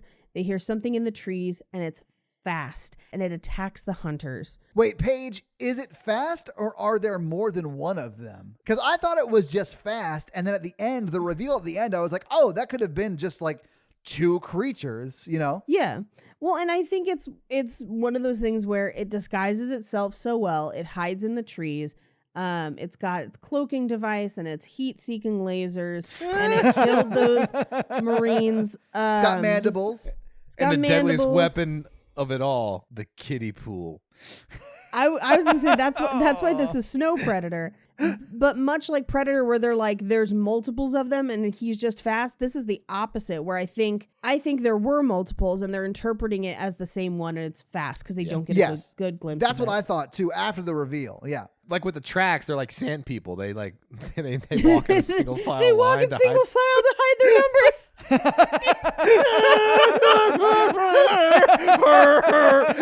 I heard it. So this is the scene where they find out that there's a storm coming into town, and the deputy and the sheriff are sitting in the office talking to each other. And the deputy says, "It's funny that you never asked me what you should have asked me in the interview. Why did I want to move here?" And he says, well, you got shot. That was reason enough for me. And this is where we find out that the deputy and his former partner were in a situation where the deputy got shot and his former partner died. And this is where the deputy is like, I never used to be a religious person, but when I was on that gurney and when I saw my partner dead, I thought maybe I wasn't where I was supposed to be. And he says, is this where you're supposed to be? And he says, well, I don't know. Maybe I'm here to protect people. Maybe there's somebody here that I'm supposed to protect, or maybe you're supposed to protect me. They bonded. It was a nice bonding scene. We cut to them in the police cruiser where they pull to the side of the highway where he saw the deer the night before, and there's blood in the road where the deer was. And they hear a sound in the forest. He hears his son's laughter and calls for him in the forest, and as he does, a hand clasps his shoulder, and he turns. It's a hunter who's been chased by the creatures out into the street. So they take him back to the police station to question him further. And this is where we get him saying, it was fast. It was so fast. It got literally all of his friends. I don't know what I saw. And they say, we'll start searching for it. And he says, don't bother. They're already dead. Yeah. Basically like, we fucked. Like, it is bad. So they walk out into the hallway and they're talking, and they basically are like, well, assuming that there's an animal that hasn't been discovered, maybe it's something that's adapted. Maybe it's learned how to hide. And if it's smart enough to know that we're a threat, that'd be a very dangerous animal. So they get a phone call, and it's from, I believe his name is Earl. He's the guy who told them all the deer are gone, and he's the bartender. Yeah. I got the impression that he owned the bar. Right. And he and his son Jimmy found one of the bodies in the trees from the hunters earlier. Yeah. And they basically say that there's no tracks, the ground is too hard, and the sheriff basically says, everyone get out of the woods right now. Whatever did this is still out there. No one from town is allowed in the woods, and we're going to have a curfew. People have been attacked and killed, and they're sending reinforcements in 24 hours. Most people left because of the storm, so there's not that many of us. But basically, we just need to survive the night. The storm blows in. We're getting like news reports and shots of the town, and everyone should stay indoors. All the roads in and out are closed. His wife calls, thanking him for taking their son tonight because he was scared of the storm, and being with his dad makes him safe. Or at least makes him feel safe, because staying with his dad this night gets him killed. But yeah. And the sheriff was like, stop it with your supportive phone calls. I'm trying to do stuff here. God damn. Stop being so nice to me. I'm trying to grieve. Yeah. I don't deserve you. Fuck you. Off. Get off of me. Mikey, I feel like you can relate to the I don't deserve you, fuck you, get away from me. Yeah, they're just talking about exes. They're like, he just blames himself for everything and he doesn't let himself be happy. And I'm like, what? I'm the therapist. Bye. As Adam, his son, is sleeping, he hears a banging on the door, and it's the deputy. And he says, I called the next county over, and we find out now about the loggers that went missing. So now we're kind of connecting the two cases, and they look at a map, and they basically deduce that logging and the destruction of their habitat forced this animal south towards us. But there's no more forest south. So basically it's fighting for territory. This is its last stop. Its plan is to kill everyone in town and then inhabit these woods. There's another bang on the door, and it's Jim, who's been the douchebag guy the whole time. And he reveals that he has a hunting camera out in the woods that has movement sensors, and he shows them the footage. And the footage is literally static until something knocks the camera down. And they're like, well, that could have been a deer. And he says, well, I looked closer at the footage, and it looks like a picture of Bigfoot is what it looks like. I thought it was. When it knocked the camera down, that scared the shit out of me. Like, I jumped at that moment. I think you guys are right. I think all the scares are pretty well earned in this movie. And also, it doesn't fake you out. Whenever the kids see something, we're not like, oh, this movie's just being dumb. Like, the kid doesn't see anything. It's going to do like a fake jump scare. No, everything everyone sees is like literally the monster. Yeah. I actually kind of liked that it looked like Bigfoot, because for a hot second I was like, is this evil Bigfoot? Wait, is Bigfoot not evil? No, I think big feet are gentle animals, and they're just misunderstood, Todd. I did watch the documentary on them in the 90s called Harry and the Hendersons, and they do seem pretty nice. Fantastic documentary. I love that movie. But he leaves them with the photos, and the deputy leaves as well. And as he leaves, he lets them know that cell service is down, so they're going to have to use walkie-talkies. Because of the storm, yeah. It's a super snowy night. The woods are very dark. We get a POV over the monster's shoulder, and then we hear something creak right outside the sheriff's house. We hear banging from outside, and it's big, and he runs upstairs, grabs his son. They get into the bathroom, lock the door, turn off the lights, and he walkie-talkies the deputy. And as he's doing it, we get close-ups of those weird hooves kind of climbing the stairs. Which looked cool. No, they look terrible. I sort of liked it, Mikey. I'm not going to lie. I liked it too, yeah, Todd. I was like, I'm on board for this. Because I don't know. I feel like where this movie starts to break down is when you move from practical effects to CGI. So like, at least they look feet-ish. They looked like Todd's feet walking up the stairs. Okay, you know what? Listen, I have all 5 toes. You're supposed to have 10. On each foot page. You didn't clarify. I feel like if it's your heel having 3 cloves. That's really weird. Which, like, use pumpkin spice. Anyway, so cloves are a spice. I know you're white. It's whatever. So if we hadn't had the monsters at the end and this was the closest we got to it, I'd be fine with it. Yeah, it would be scarier. Yeah, it's the combination of this plus. I do think when we see the feet on the stairs, it's better than when we see them in the church. In the church, they look terrible. So he gets on the walkie-talkie, and this was because he's whispering into the walkie-talkie, and he's just like, it's in the house. And it's so tense and scary and great. It climbs the stairs with the hooves. Donnie turns around. Sirens scream up to the house. He runs into the house. It runs away from the bathroom. As it's running out of the house, it knocks him down. It like stiff arms him. Yeah. This was crazy to me. Yeah. Well, this is crazy to me for a couple of reasons. Because it doesn't kill him, Paige? A, it doesn't kill him. It kills everybody it comes in contact with, but not the deputy. But not the deputy, which is why he's one of them. Anyway, no, but B. Well, you guys didn't see this, but the creature actually was running away and slipped on the kiddie pool and knocked him. Put the the kiddie pool away. We haven't found out in the movie yet that there's more than one. Right. And so we have to assume, because of the information that we have, that this is only one. And now we've established that it can like shake walls, but can also fit inside the house and walk upstairs. And then when he stiff arms the deputy, it looks like he's about deputy size, which is kind of the same size that we've established everywhere else, except for the tracks, which are big and like giant size. Well, they do that because they have to walk inside each other's tracks. So you always lead with the biggest one, and then you sort of walk by like size to hide your numbers. It is very Sand People-esque. I mean, sure. Yeah. I think I was just more like, okay, we have them doing actions that make us suggest that they're much bigger than they are, but then we see them just kind of stiff-arming people, and it's like, so they're person-sized, and then as we get further into it, it's like, okay, they're slightly larger than person-sized, maybe, I guess, but I think this is where it really starts falling apart for me. Yeah, I don't know. I still found this sort of tense. Yeah. Or this is where it starts to deviate from everything sort of making sense to it not making sense. I think this is peak scary, and then we go downhill from here. So he tells the deputy to gather everybody and bring them to the church. Now, here's why I think he went church, because it's pretty much one of the only brick buildings that's brick from like front to down. Yeah. Yeah, I think that's why. That's the rationalization they give in Shaun of the Dead for the Winchester, where it's like, it's got those big doors, it's brick, there's a gun above the bar. I think that's kind of their thinking with the church, where it's like, it's got bricks, it can fit everybody, and that'll help us keep track of everybody and keep everyone safe. I honestly just thought he was a Hosier fan. It was like, take me to church. Take me to church, I'll defend you from the monsters that come in the night. I will stab the man, shoot the man, make it all right. That actually was perfect, Paige. Thank you.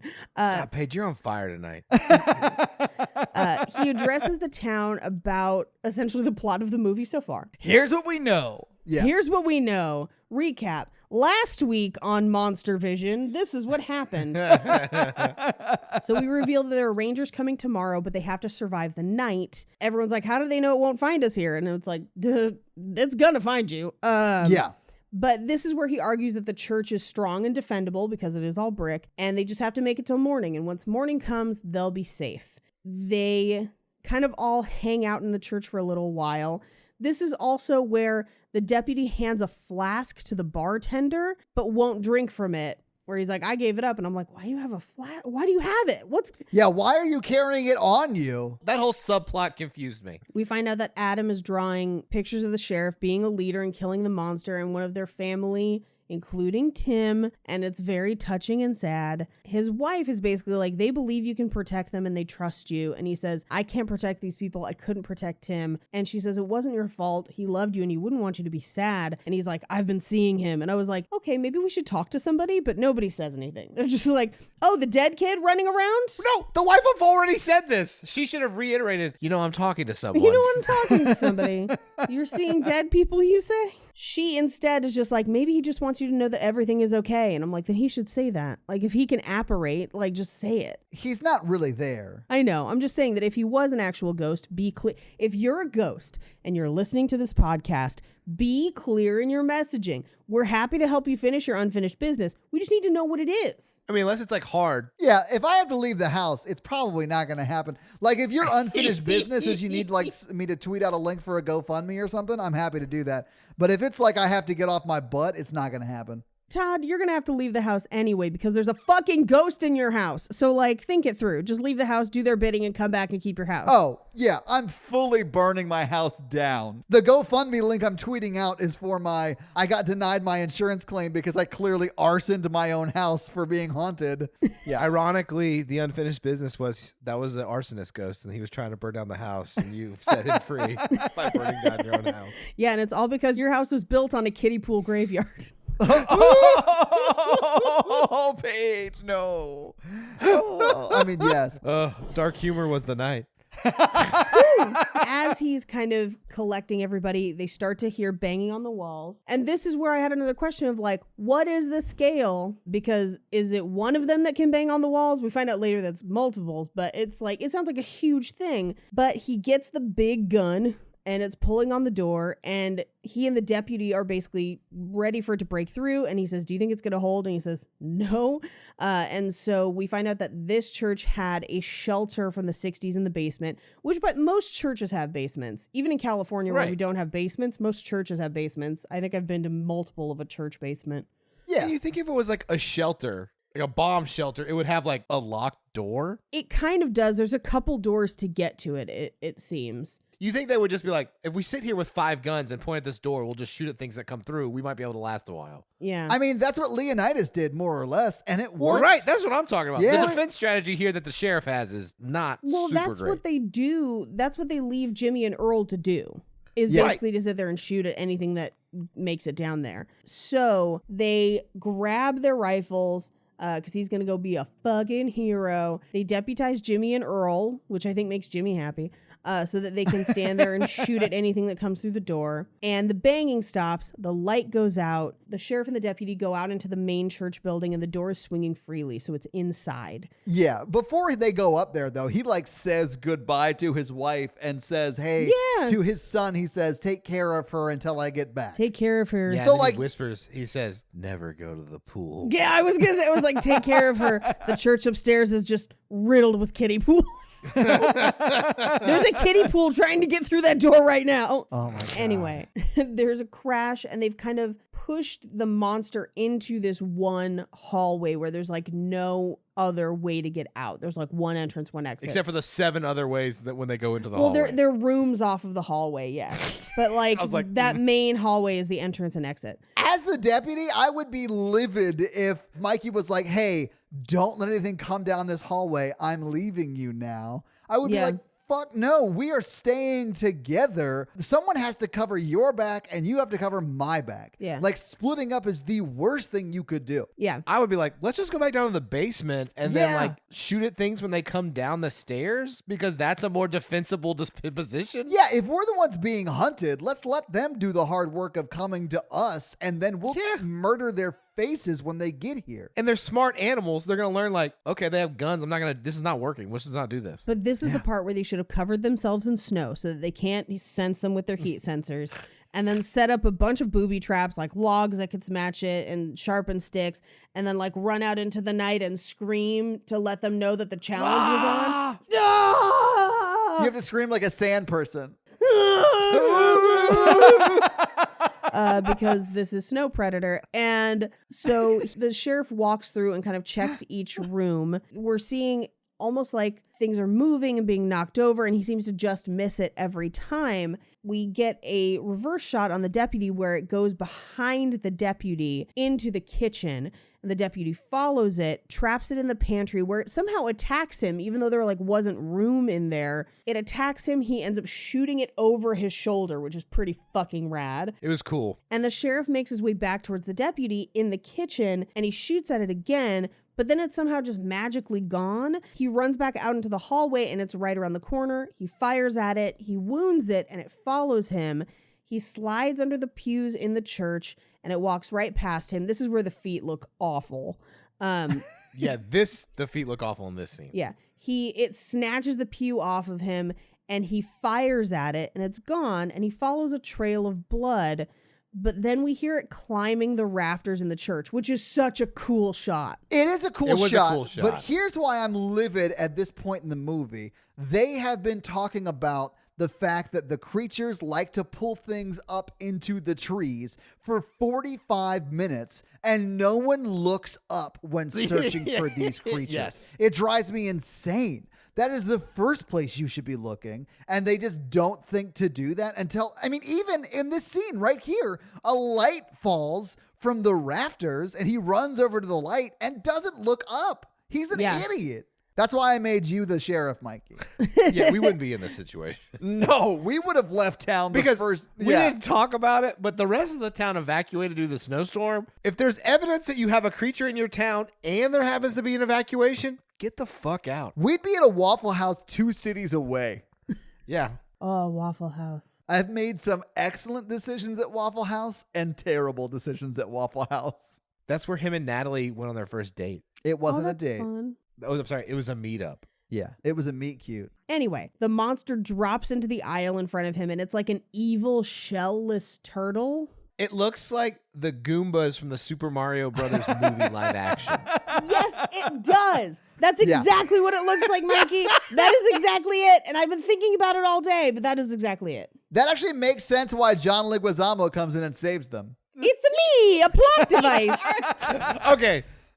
I unapologetically love that movie. Same, Mikey. It's terrible, but I love it. So he pulls a knife from his belt that we saw him kind of put in there earlier, and he stabs it. The monster screams until it finally goes silent. He tells everyone it's safe and they can come out, and he's got awesome predator scars, like the 3 across the face. Yeah, yes. He also kisses his wife full on the mouth, so you know they're going to get back together for the next 10 minutes before they're dead.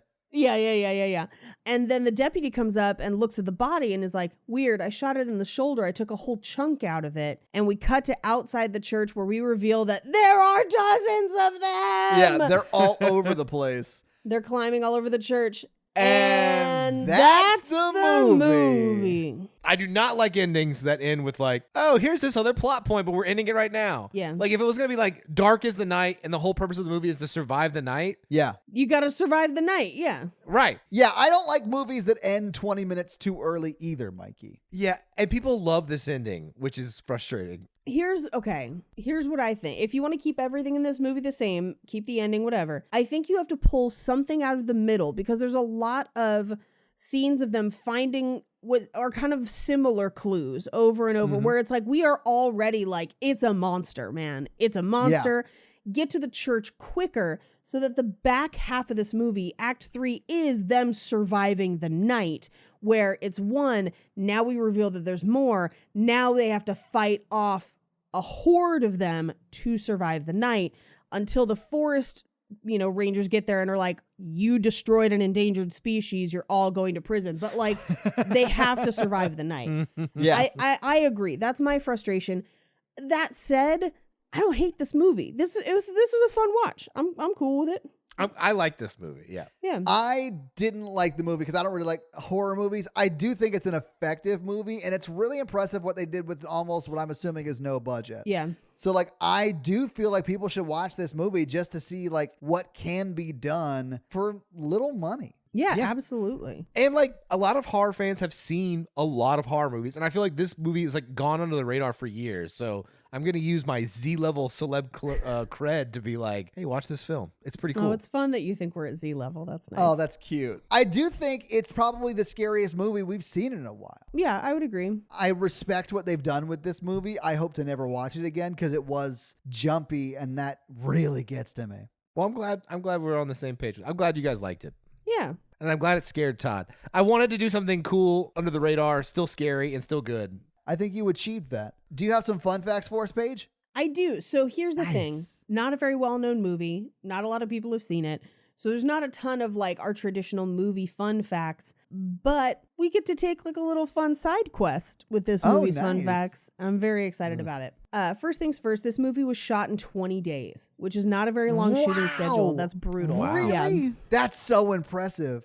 Isn't that crazy? That's crazy. That makes it even better for me where I'm just like, damn. Yeah. Like for no money, and usually when you don't have a lot of money, your shooting schedule gets compacted because that's how you save money. But like to accomplish this in 20 days is nuts. It is actually, and they talk about Wendigos, and it is based, the movie seems to base this story in indigenous folklore. However, it is actually based on what has been called, quote, the devil's footprints, which is, it comes up in that Google search. Mm-hmm. The devil's footprints is a phenomenon that occurred in 19th century England. Oh, shit. Did this really happen somewhere? Yes. So mysterious hoof-like footprints appeared in the snow between February 8th and February 9th in 1855 in Devon. And the prints appeared to pass through walls and over rooftops, and it's still considered to be an unsolved mystery. And on February 8th in 1855, the residents of Devon County in England basically woke up to a fresh snowy day, and their entire town was covered in footprints stretching for more than 100 miles. What? Whoa, that's crazy. That's insane. Yes, and they traveled up to like right up to doors as if they were like standing and looking in windows and stuff, across roofs, through haystacks, and over 15-foot walls, and even crossed a river. And they appeared to be made by something that was bipedal and had cloven hooves. So not a horse, but had cloven hooves. The hooves, legend has it, cut right through the snow to the pavement, almost as if they had been burned there. And so, yeah, that's why they call it the devil's footprints. Everyone was pretty scared. Yeah. Especially because of the prints that would stop right at their front doors or windows. And people just refused to leave their houses because they were convinced that the devil himself was roaming, looking for sinners. And the footprints have never been explained. Modern day, we've gotten a couple of theories. One of the theories is that it was a kangaroo, because there was a nearby private zoo. Oh. And it had a kangaroo had escaped around the same time. And kangaroo footprints do make a pretty odd shape because their feet are kind of strange. And kangaroos can jump, obviously. So that explains some of the footprints that were at higher levels. Sure, yeah. The another explanation, I don't really believe this one. They said it could have been a badger, but it doesn't seem like a badger would be big enough, or a badger could have traveled that far in one night or covered those heights. There is a theory that, and this is what I call the Roswell theory, because the theory is that it's a weather balloon. Wait, what? Hear me out. So they did have balloons at the time, but they think that it was a balloon with an anchor, either a weather balloon or a hot air balloon. It was like coming up and down. That the anchor was coming up and down. But I feel like people would have heard that or seen that. And the fact that it did that for 100 miles without getting tangled in a tree is nuts. So that's probably out. Some people think that maybe it was a weird rainstorm, and just the way that the rain hit the snow and froze, it could have made strange marks. But the fact that they were linear and uniform makes it a lot more like sand people than rain. And so I don't know. Here's one that I actually kind of like. Allegedly, there is a wood mouse native to the area that are known to hop. Oh. And this can lead to kind of like a hoof-looking print because they hold their feet together and hop. So they make kind of like little... Oh, that's adorable. It's very adorable, but it's unlikely that one mouse could sustain that motion for very long, and they can't necessarily get to the heights that the footsteps did. But if you had a whole bunch of mice, then maybe that could happen. But that doesn't explain why in 2009, a woman in the same county woke up one morning and discovered footprints similar to the ones in 1855. The 5-inch long prints appeared to have been made with a pair of hooves and something with a stride of between 11 and 17 inches, which is like a little smaller than a human, I would think, as far as stride length and stuff. They actually called a biologist out to document those prints, and he was just like, they're weird, but they're not the devil's. I don't believe the devil's been in England recently, but it's probably a rabbit or something. Like, he was just like, I don't know. And it could have been somebody faking it, but so far they've never officially explained those footprints, and those are a fun fact. Well, that's Very cool. awesome. Thank you for those fun facts page, or thank you for that fun fact page. Yeah, one giant fact. Yeah, no, I liked it. It was fun. So there isn't really box office for this movie because it did not get a theatrical release, but it did make some money at the home market. So just take a guess. What do you guys think it made total domestic home market performance?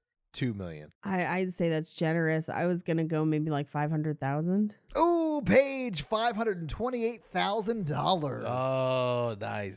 Which I bet is around what the budget was. Yeah, I think you would need at least that much to basically get a town to do this. Yeah. I think it was probably filmed in Canada, which also is probably cheaper as well. Yeah, but there's not a whole lot of box office to this. Well, all right. Well, Mikey, let's do that scary scale. Scary scale listeners, scale 1 to 10 of how scared we found the film tonight, or when we watched it today, or last night. Well, we're doing it on Zoom, so whenever the people chose to watch it at that time. And our 1 example is Ghostbusters, and our 10 example is Texas Chainsaw Massacre. Paige, what do you think? I'm gonna give this a 3. Okay. Yeah, I felt like this, especially the first 2 acts. There's some very effective scares. There's great jump scares. There's great atmospheric world building. I enjoyed it. I would say it's a 3. Todd? Yeah, I'm going to give it a 4. It Okay. was pretty effectively scary until you actually see the creature. And then it's sort of like Jaws in that sense where it's not as scary once you see the monster, but it was still pretty effectively scary. Okay, I'm going to give it a 3 too because I don't remember the jump scares and they all got me as well. Yeah. Yeah. But I think it really builds a lot of tension and then it just kind of races it on Goombas. Yeah. Okay. So this week you guys made me watch Dark Was the Night. What are you guys making me watch next week? Next week, we are watching Invisible Man. Oh, nice. The Chevy Chase movie where he like goes Absolutely invisible. not. Oh, my bad. But no, this is the Elizabeth Moss movie from 2019, Invisible Okay. Man. It's streaming on HBO Go. HBO Max. That's what it is. Whatever HBO is gone into now. Well, awesome. So, guys, your homework next week is to watch the 2019 Invisible Man. So, Mikey, do you have a review for us to read? Oh. Well, while you are looking it up, I will tell them how they can have their review read on the podcast, and that is simply to leave us a 5-star text review. And please do. We actually do love reading your awesome 5-star reviews. So, Mikey, do you have a 5-star review for us to read? Mm-hmm. All right. Who's it from? It's from Joe Bueno.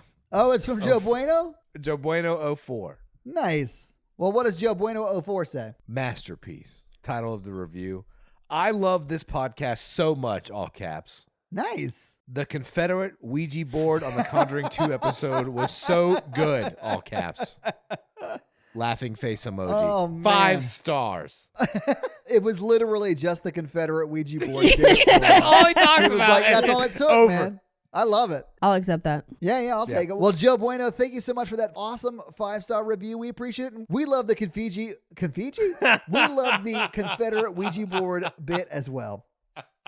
And if you guys want to have your favorite bit shouted out on the podcast, leave it in your 5-star review. It's probably one of my top 4 favorite moments of the podcast. Oh my God, it was so funny, Mikey. That and I think that one's on there, and when we talk about pills and the misery episode has so many good moments. I love that episode. I also, water first, what the fuck is wrong with you? Thank you. That's how you're supposed to take pills. No, insane You know what? it's I'm glad we're not. having this discussion with Paige. We need to bring Paige on so I could get this on the record, and I'm glad we have. Oh, I'm cutting all of this. So, Oh, man.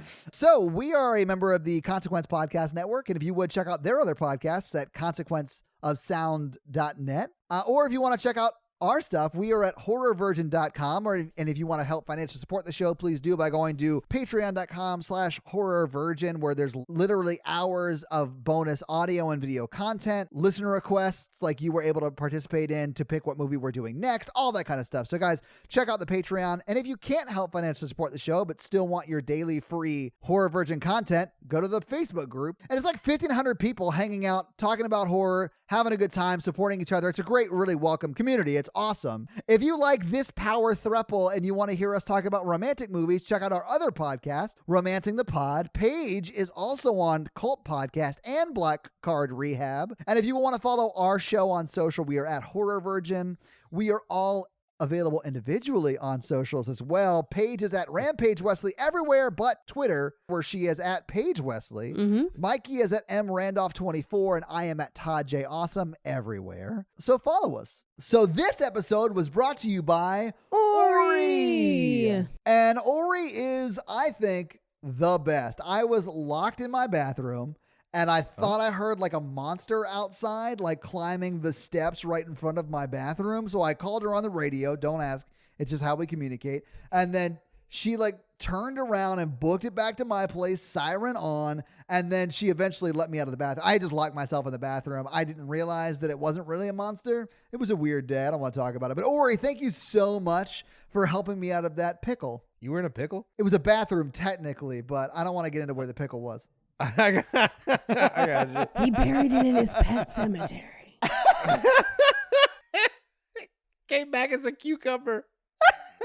This episode also brought to you by Awesome Possum Blossom. And Yay. Awesome Possum Blossom wants us to give you guys some awesome possum facts. So here's one for you. Possums don't actually play dead when they're threatened. Instead, they involuntarily enter a catatonic state. So they more or less just pass out. Possums are much more likely to run the other way, like run away if they feel threatened or bare their teeth and growl in like dangerous situations. So when you see a marsupial playing possum, it's because they've been attacked or caught unaware. if it feels threatened by a dog or a fox or other animal, it just drops to the ground and either closes its eyes or stares off into space. I love it. Its body goes limp, its breathing appears to stop, and it discharges its bowels. It also sticks It, its tongue out. himself? Yes. Oh man, it's like me after like 6 cups of coffee. It sticks its tongue out and then starts to drool. Oh man. I mean, it is so much in a catatonic state that if you poke it, it won't respond. And it Yeah, is you not, can straight pick them up. Yeah. It is not, well, not that you would want to because they're covered in shit. It is not a voluntary thing. Like, it's a catatonic state they go into. I think that's an insane possum fact. I love that. Thank you for your possum fact. Yeah, thank you so much, Awesome Possum Blossom, for that awesome possum fact. This episode also brought to you by Brandon's Bug Business. And it's not called that, but I like saying that because of the alliteration. But if you have tarantula, spider, scorpion, centipede, millipede, or other apede needs, reach out to Brandon's Bug Business. It's actually called Bug Cage Company. You can find it on Facebook. And they will ship you bugs, which I guess is a thing people want. I can't think of a scenario in which I would want a bug shipped to me, but it's a fun prank, I'd imagine. Hey, Mikey, what's your address? I peed my pants. Does that help?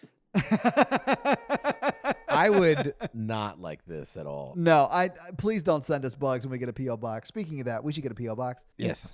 But thank you, Brandon, for supporting the podcast. And guys, if you have bugs, feel free to support Brandon's Bug Business. Bug Cage Company on Facebook is how you find it. We now return you to another episode of The Patreonicals. All right, welcome back to Patreonicals. There's now been a time jump. Oh, all right. really? I'm a little fuzzy on the details of the last one, but I think we just need to skip ahead a couple weeks. So we're going to do that. Okay. But it's going to make it more fun. Yeah. Well, let's maybe get into it. Yeah, okay. So like in the International Space Station, Right. Isaac, Evil Matthew, and Karoon are in space. Right. When last we Ooh. left them, they were launching off from Cape Canaveral. Yeah, it took them a few weeks to get there, but now they're at the International Space Station, and they had to kill a couple of the astronauts, but it was like not super their fault, but it kind of was. Anyway, everyone's dead but Amy. Amy is an astronaut in the ISS who's like, she was stuck there because the world ended. You know what I'm saying? Yeah, she couldn't get back. Yeah. So Karoon is like, hey, Amy, I am blue because I'm an alien. And so they have tilted the ISS's transmitter to bounce off the Hubble. And Karoon's like, listen, if we can get it to the moon, I can get us a spaceship, like a real spaceship, not like this piece of shit garbage Shuttle. spaceships your people have, but like actual spaceships. And Okay. Amy's like, okay, as an astronaut, I mean, it's really cool that other life exists, I guess, and like our planet ended, so like I'm ready to get out of here. But who are these like two dudes with you, Karoon? And then Isaac's like, I did not start the apocalypse down there. Do not, whatever you heard, it wasn't me. Wait, he's just volunteering this information? Uh-huh. And he's like, we definitely don't eat people. And and then Evil Matthew is like, evil's just a name. We want to go to space. We're not going to mess with you, Amy. We haven't met people in a couple of weeks. It was a long flight from Earth. We're not super good astronauts. So like we need you to stick around. Please just call me Matthew. Yeah, just call me regular Matthew. Regular Matthew. So anyway, they transmit out, and Karoon gets an answer back from his like moon. He's like, "Oh, Karoon, what's up, buddy? Where have you been? Like, you like disappeared." And he's like, "I've been on Earth. That place sucks." It's the worst. They're like, "Okay, well, like we're not that close. You want us to come get you? Like we haven't like really hung out in like months." This is like when someone you went on 2 dates with from Tinder calls you like 3 months later and they're like, I'm drunk. Can you take me home? Right. It, like Karoon's not really well liked with his people. Because he's like a sleazy celebrity or whatever. Right. He's like a Z-level Yeah. celebrity, right? Yeah. So they're like they're trying to charge him for like a ride. They're going to space Uber him. Yeah. They're going to spoober him. So look, Karoon's like, look, we don't have the money for this ride. We're going to tell them I have the intergalactic credits. Or Yeah, whatever, but we're I good don't. for it. We got the creds for it. We're good for it. And then like, Amy, look, I know that Isaac and Evil Matthew are like, they're not like the most stand-up dudes, but like they can like murder some people. So what we're gonna have to do is take over this like flying saucer that's coming. Oh, okay. They're just going to take over the space taxi and then just take it wherever they want. Yeah. Oh, so okay. that's the plan. Space taxi's on the way. Right. Down in the Cayman Islands, Kate put up a psychic shield so the Illuminati can't find him. And like they've been our heroes, Kate and Eddie and Tristram, have been like living in relative peace for the last few weeks over in like nice. a tropical location. Yeah. Tristram's got his like cyborg parts waxed, so he looks very shiny Terminator-ish. He's like C-3PO at the beginning of the movie. I was thinking like the Tin Man in the second movie that's really scary when he gets like cleaned up. I've never seen that one. It's super scary. I've never seen the second one. Well, don't do it. It's terrible. Okay. But yeah, I guess what Todd's talking about then, since you guys are not people of culture. Okay, and so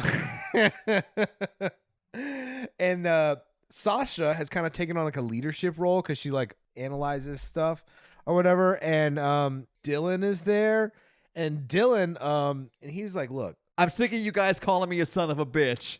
Get out of my fucking brain. I was like, is Dutch there also? Dylan, he has the body type of Dylan from the movie. Yeah, Predator. just super jacked. Hell yeah. Yeah, and they're like, great, we were fighting everything. He's like, I've killed so many things in the post-apocalypse. It's great to be on this beach. It's so crazy that I'm here with y'all. It's great. I'm glad we're all friends. And Sasha's like, look, to really get a reprieve of the post-apocalypse, we've got to kill Chip and Dale. Yeah. Rescue Rangers? Yes. Paige. Yes. They're the leaders of the Illuminati, or so we think.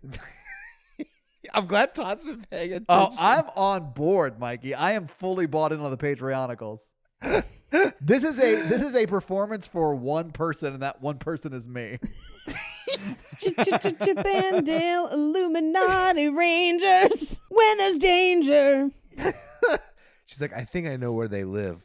Oh, is it a tree? Yeah. Yes. Although I hear Chip has been shacking up with Gadget Hack Wrench, so. Oh.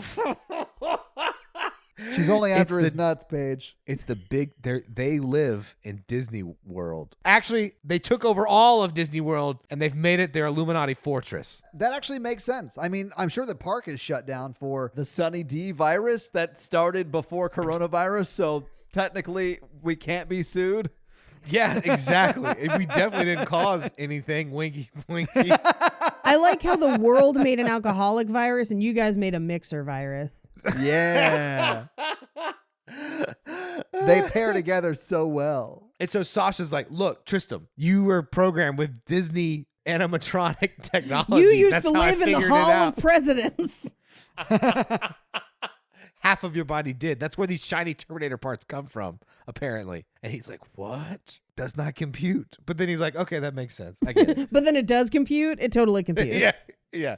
It just took a second. It was like, So Sasha, they're like, we've got to make a plan. We've got to get to Disney World and murder Chip and Dale.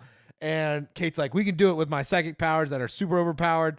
And I like how Kate is openly admitting that she's overpowered for this world. I think we all, if we've been listening now, we know that she's overpowered. And Eddie's like, I am adequately powered, Eddie. I talk to mammals and animals. And he's like, there's real animals in Animal Kingdom, so we have a chance to like overrun them. Ooh, that actually makes sense. Dylan was like, look, it's about time that I tell you the truth. I am really jacked and I kill people, but I also was a Mouseketeer. Oh my God, he knows how to get in. I did my summer internships at Disney World.